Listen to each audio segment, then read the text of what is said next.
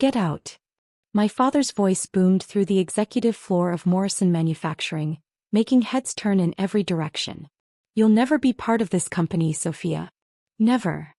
I stood my ground, clutching the business proposal I'd spent months preparing. At 28, after earning my MBA and working for 3 top consulting firms, I'd finally gathered the courage to present my modernization plan for our family's struggling manufacturing business. Dad, if you'd just look at the numbers, I pleaded, trying to keep my voice steady. We're losing market share every quarter. The company needs to adapt. The company needs to stick to what works. He cut me off, his face reddening. Just because you went to some fancy business school doesn't mean you know better than 30 years of experience.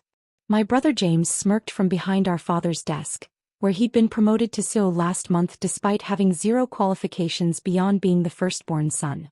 Face it, sis. You're too progressive for this place. We don't need your modern ideas. I took a deep breath, trying one last time. Global tech is threatening to take their business elsewhere. They want digital integration, sustainable practices. Global tech. Dad scoffed. They've been our client for 20 years. They're not going anywhere. Now get out before I have security escort you. I looked around the office. The same dark wood panels, the same dusty furniture, the same outdated equipment I remembered from childhood visits. Nothing had changed, and if my father had his way, nothing ever would. Fine, I said quietly, gathering my dignity. But remember this moment, Dad. Remember you had a chance to save this company and chose pride over progress. James laughed. Save the company? From what? We're doing just fine without your help. I turned to leave but paused at the door. Global Tech's contract is up for renewal in 2 months.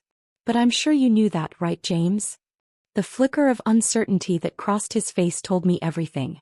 They hadn't even checked. That evening I sat in my apartment staring at my laptop screen. The proposal I'd prepared for Morrison Manufacturing was still open, mocking me with its carefully crafted charts and projections. My phone buzzed, a text from my mother. Your father is just old-fashioned, sweetie. Give him time. Time was exactly what Morrison Manufacturing didn't have. I'd seen the numbers, tracked the market trends. Without major changes, the company would be obsolete within 5 years. Another text came through, this time from my best friend Olivia. Well? How did it go? Instead of responding, I called her. When she picked up, I could hear the concern in her voice. That bad, huh? They wouldn't even look at the proposal, I said, my voice cracking slightly. Dad basically said I'd never be part of the company because I'm too progressive. Their loss, Olivia replied. After a pause, she added, you know that trust fund your grandmother left you? The one you've been saving?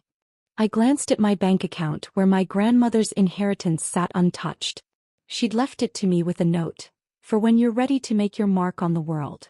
What about it? Global Tech is looking for new manufacturing partners, right? And you know their business inside out. I sat up straighter, an idea forming. Olivia, you're a genius. I know, she laughed. So, what are you going to do?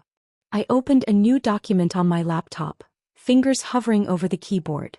I'm going to do exactly what they said I couldn't. I'm going to build something better. Over the next week, I worked non-stop, adapting my Morrison Manufacturing proposal into a business plan for a new company. I called in every contact I'd made during my consulting years, reached out to former colleagues, and started building a team. 2 weeks later, Pierce Innovation Partners was born, funded by my grandmother's inheritance and backed by some of the brightest minds in modern manufacturing. 1 month after that, I sat in a sleek conference room in Global Tech's headquarters, presenting my vision for a fully integrated, sustainable manufacturing partnership. Their CEO, Michael Chin, listened intently as I outlined everything Morrison Manufacturing had refused to consider. Impressive, he said when I finished. But you're a new company. Why should we trust you over established manufacturers? I smiled, pulling up one final slide. Because I know exactly what you need. I spent years studying Global Tech's operations while working at Morrison Manufacturing. The difference is I'm ready to give you the future, not cling to the past. As I walked out of Global Tech that afternoon, contract in hand, my phone buzzed. A text from James. Where are you? Dad's looking for you. Global Tech isn't answering our calls. I didn't respond. Let them worry. In 2 weeks, when Global Tech's contract with Morrison Manufacturing expired, they'd understand exactly what they'd lost. Sometimes being banned from the family business is the push you need to build something better. And I was just getting started. The news hit Morrison Manufacturing like a tsunami. I was in my new office reviewing design specs for Global Tech's first order, when the calls started flooding in. First came James, his voice tight with panic.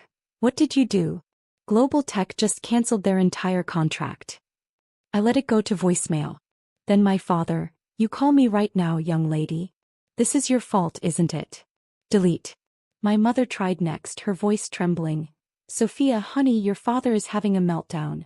Global Tech was 40% of our business. Please call us back." I switched my phone to silent and turned to the floor-to-ceiling windows of my downtown office. From here I could see Morrison Manufacturing's outdated building across the city, looking more like a relic than ever. "Miss Pierce." My assistant Sarah appeared at the door. "Your father and brother just entered the building. Security wants to know if they should let them up." I straightened my blazer, checking my reflection in the window. "Let them come." Minutes later, I heard my father's voice booming through the reception area. "Where is she? Where's my daughter?" I stayed seated at my desk as they burst into my office.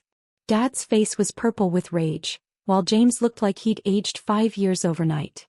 "You vindictive little dash," James started, but I cut him off. "Careful, brother. You're in my company now, not yours." I gestured to the chairs across from my desk. "Sit down. You look terrible."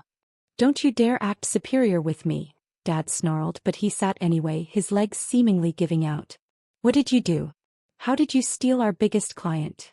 I pulled out a folder and slid it across the desk. "I didn't steal anything. I offered them what they've been asking you for years: modernization, digital integration, sustainable practices. Everything in the proposal you refused to even look at." James grabbed the folder, flipping through it frantically. "This is impossible. You can't have built all this in 2 months. "Actually, I built it in 6 weeks, I corrected him. "Turns out when you combine modern business practices with actual innovation, things move pretty fast." "With what money?" Dad demanded. "Grandmother's inheritance." I watched his face darken at the mention of his mother, who had always supported my business ambitions. "She believed in me even if you never did." "You're going to destroy us," James whispered, still staring at the contracts. "No, brother. You're doing that just fine on your own. I'm simply building something better." Dad slammed his fist on my desk. "This is betrayal. We're family." "Family." I laughed, but there was no humor in it. "Was it family when you humiliated me in front of the entire office? When you dismissed years of my experience because I dared to suggest changes?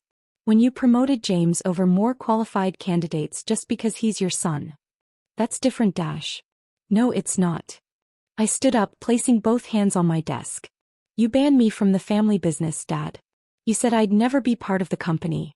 So I built my own, and now I'm your biggest competitor." The silence that followed was deafening. Through my office windows I could see my team working, young innovative minds implementing the very changes Morrison Manufacturing had rejected. "What do you want?"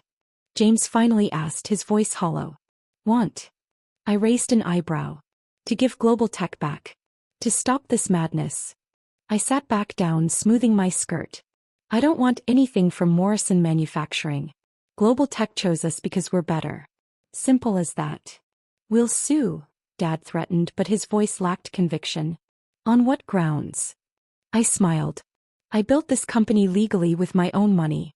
I won Global Tech's contract fairly. But..." I paused, letting the moment stretch. "I might be open to a partnership. If you're finally ready to listen to my ideas." The impact of Global Tech's departure hit Morrison Manufacturing harder than even I had anticipated. Within weeks, other clients started calling my office, curious about the new company that had stolen Morrison's biggest account. Every time my phone rang, another piece of my father's empire slipped away. 1 month after our confrontation in my office, Morrison Manufacturing's stock had dropped 30%. My mother's calls became more frequent, more desperate. "Your father isn't sleeping," she said one evening. "James is talking about layoffs. Please, Sophia, can't you help?" I sat in my home office looking at the latest reports. Morrison Manufacturing was bleeding money, Exactly as I'd predicted in my original proposal. I tried to help, Mom, I replied quietly. They didn't want it. The next day I received an unexpected visit. James walked into my office, looking disheveled, his usual arrogance replaced by exhaustion. Nice place, he said, glancing around at the modern decor. Very, you. What do you want, James? He collapsed into a chair, running his hands through his graying hair. We're losing Miller Corp next week. Thompson Industries the week after that. Dad won't admit it, but we're dying. I leaned back, studying my brother. And. He swallowed hard. You were right. About everything. The modernization, the digital integration, all of it. We need help. I pulled up Morrison Manufacturing's latest numbers on my tablet. You've lost 60% of your market value in 6 weeks. Your infrastructure is outdated, your processes are inefficient, and your remaining clients are jumping ship. I know, he whispered. So what exactly are you asking for? James looked up, his eyes meeting mine for the first time. The partnership you mentioned. We need it. Dad's too proud to ask, but I'm not. Not anymore. I stood up and walked to my window, looking out at the city skyline. Bring Dad here. Tomorrow morning, 9 a.m. If he can admit he was wrong, we can talk terms. The next morning I arrived early, making sure everything was perfect. When my father walked in, he looked smaller somehow, the fight drained out of him. You've built something impressive here, he said gruffly, looking around my boardroom. I know, I replied simply. Shall we begin? Over the next 2 hours I laid out my terms. Pierce Innovation Partners would acquire a controlling interest in Morrison Manufacturing. We would modernize their facilities, update their processes, and bring them into the 21st century. The Morrison name would remain, but the old way of doing things would not. And my role? Dad asked, his voice tight. Advisory board. You have experience we can use, Dad, but not if you resist every change. He nodded slowly, the fight finally gone from his eyes. And James? He'll need to earn his position just like everyone else. As they signed the contracts, I felt no triumph, no vindictive pleasure. Instead, I felt something unexpected: hope. Hope that maybe, just maybe, this would heal our family as well as save the company. 3 months later, I stood on the factory floor of the newly renovated Morrison Manufacturing plant. Global Tech had agreed to split their contracts between both companies, impressed by the changes we'd implemented. It's different, Dad said, standing beside me, watching the new automated systems at work. But better. Change usually is, I replied. He turned to me, his eyes softer than I'd seen them in years. I was wrong, Sophia. About everything. You didn't destroy our company, you saved it. I know, I smiled. Now ready to learn how all this works. I believe you have some catching up to do.